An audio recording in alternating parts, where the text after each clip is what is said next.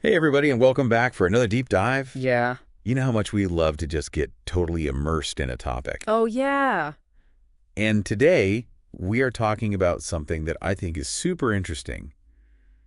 It's animal time. Ah. How Ugh. animals experience time. We as humans, we are obsessed with clocks and calendars and, Right. scheduling things down to the minute. But Absolutely. what about the rest of the animal kingdom? I mean, do they have a concept of, past, present, and future? That is a really good question. Yeah. It's funny because it makes you think about our own relationship with time. For sure. I think one of the core ideas here is that, Yeah. humans are always kind of thinking ahead or dwelling in the past. Mm. And, animals seem to be much more present focused. So, their world really revolves around, their immediate needs and sensations. Right. And they're guided by instinct and these really fascinating Yeah. biological clocks. Yeah. It's like, my dog when he sees the leash. Right. It's just pure joy walkies now. Yes. He's not thinking about, Right.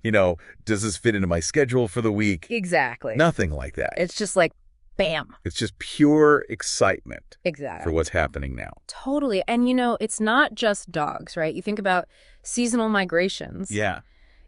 Birds aren't checking a calendar, Right. when they decide to fly south for the winter. Yeah. But they have these internal clocks Okay. that are influenced by, things like daylight hours and hormone changes. Mm-hmm. And it just tells them, when it's time. Right. So it's not, a conscious decision that they're making. It's like Yeah. a really intricate biological response to their environment. That's fascinating.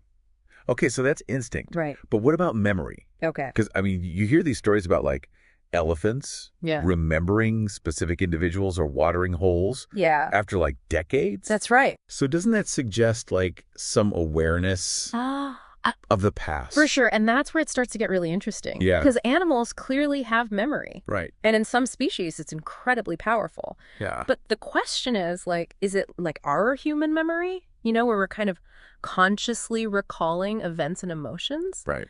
And, it's probably not. Okay. It's probably more about learned associations Uh-huh. that are influencing their current actions. Okay. So, for example, an elephant might not be reminiscing about, a particular encounter, Right. but those past experiences are shaping how it navigates its world. So it's like a mental map built from experience, right? Yeah, That's yeah. sitting around Totally. swapping old elephant tails. Right.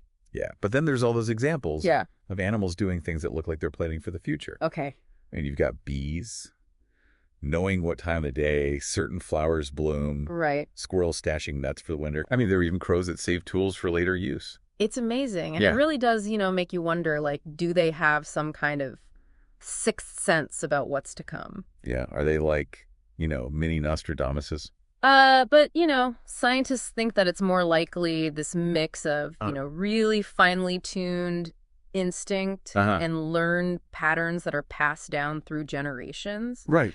So, for example, with the squirrels, Yep. they aren't consciously thinking oh, winter's coming, gotta stash these nuts. Okay. It's more like their brains are wired Yeah. to respond to these environmental cues like shorter days and colder temperatures. Uh-huh. And then that triggers this drive to bury food. Interesting. So it's less about consciously thinking I'll need this later Right. and more like, their internal programming is just saying berry, berry, berry. Exactly. This whole topic really what makes you think, what would it be like to experience time purely through your senses without the constant pressure of clocks and schedules? Absolutely. Would we be more in tune with our surroundings? Would we be less stressed? Yeah, it's definitely a question worth pondering. Yeah. Imagine a world where, your actions are driven by instinct, Mm-hmm. by the rhythm of the natural world, Right. not, these artificial constructs of time that we humans have created. Would we be more present? Would we be more mindful? Right. Maybe. Yeah. But it also makes you think about something else.